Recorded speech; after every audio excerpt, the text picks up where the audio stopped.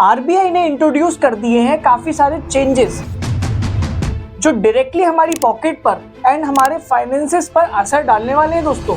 नया financial year start हो गया है एंड इसीलिए आपके फाइनेंसेस से रिलेटेड जो सारे चेंजेस इंट्रोड्यूस हो गए हैं ये हमें जानना बहुत ज्यादा जरूरी है। स्पेशली अगर आप कोई सैलरीड पर्सन हो, यूपीआई का यूज करते हो, कोई भी फाइनेंशियल ट्रांजैक्शन करते हो, क्रेडिट कार्ड का यूज करते हो या कहीं भी इन्वेस्टमेंट करते हो, ये सारे चेंजेस जानना बहुत ज्यादा जरूरी है हमारे लिए।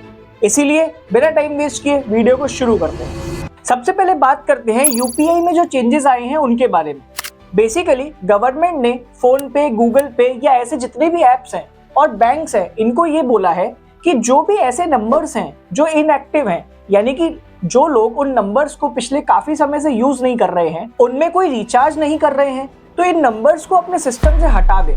बेसिकली हम इन नंबर्स को यूज करके कोई भी पेमेंट नहीं कर पाएंगे और गवर्नमेंट ने ये किया भी इसलिए है ताकि वो सिक्योरिटी को बढ़ा सके और जो स्कैम्स हो रहे हैं उनको रोक सके दोस्तों। तो अगर कोई ऐसा नंबर है जो आप बहुत समय से यूज नहीं कर रहे हैं लेकिन वो आपके यूपीआई से लिंक्ड है, तो या तो उस नंबर को रिचार्ज करके उसको एक्टिव कर लो या फिर दूसरा नंबर जो आप करेंटली में यूज कर रहे हो उस नंबर से अपने यूपीआई को लिंक कर लो।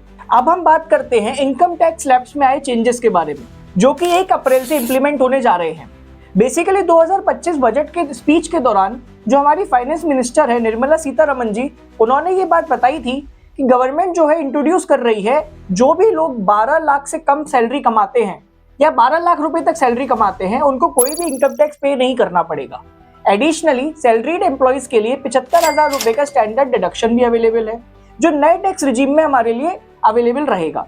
तो ये जो नया टैक्स रिजीम है ये हम 2025-26 में जब अगले साल रिटर्न फाइल करेंगे तब हम इसका बेनिफिट ले पाएंगे और 1 अप्रैल से ये इम्प्लीमेंटेशन में आ गया है दोस्तों। 1 अप्रैल से दोस्तों जो नेक्स्ट चेंज आया है वो है बैंक अकाउंट में मिनिमम बैलेंस मेंटेन करने के बारे में। यानी कि जो भी बैंक अकाउंट हम अपना यूज करते हैं उसमें एक मिनिमम अकाउंट बैलेंस है जो हमें हमेशा मेंटेन करना जरूरी है।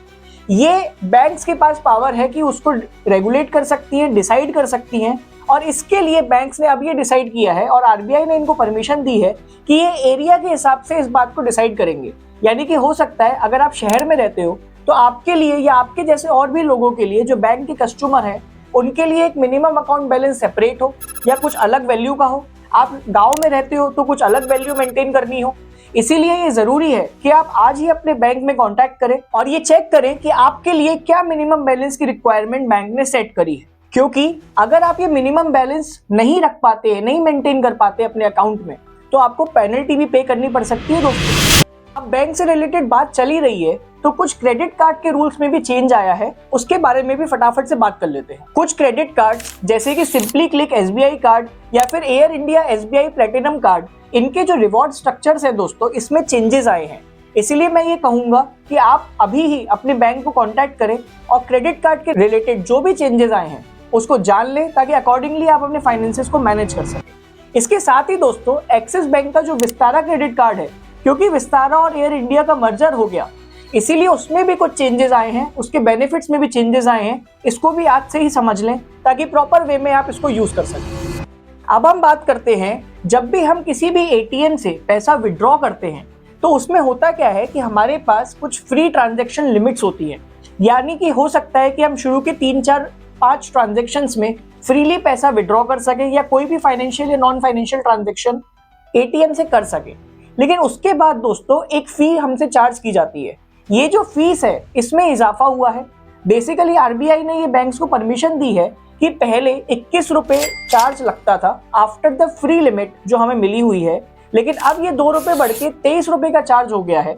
यानी कि जब भी हम अपने एटीएम को यूज करेंगे फ्री लिमिट के बाद तो कोई भी ट्रांजैक्शन करें, चाहे फाइनेंशियल या नॉन फाइनेंशियल ट्रांजैक्शन, हमें उस पर 23 रुपए का चार्ज पे करना पड़ेगा।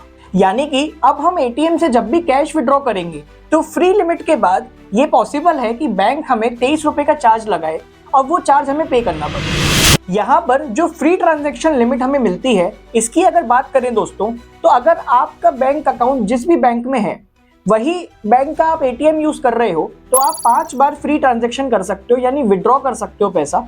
अगर हम किसी दूसरे बैंक का एटीएम यूज करते हैं तो हम अगर मेट्रो सिटी में रहते हैं तो 3 बार हम फ्री ट्रांजैक्शन कर सकते हैं। अगर हम किसी नॉन मेट्रो सिटी में रहते हैं तो हम 5 बार फ्री ट्रांजैक्शन कर सकते हैं। किसी दूसरे बैंक का एटीएम यूज करके भी। सो दोस्तों, ये है वो सारे चेंजेस जो इंट्रोड्यूस किए गए हैं 1 अप्रैल से और इम्प्लीमेंटेशन में आ गए हैं। ये वीडियो अगर आपको पसंद आई तो वीडियो को लाइक करें, कमेंट करें, ज्यादा से ज्यादा लोगों तक शेयर करें जो ये चेंजेस के बारे में जान सके और ताकि बेटर फाइनेंशियल डिसीजन ले सके। मैं मिलता हूं आपसे अगली वीडियो में।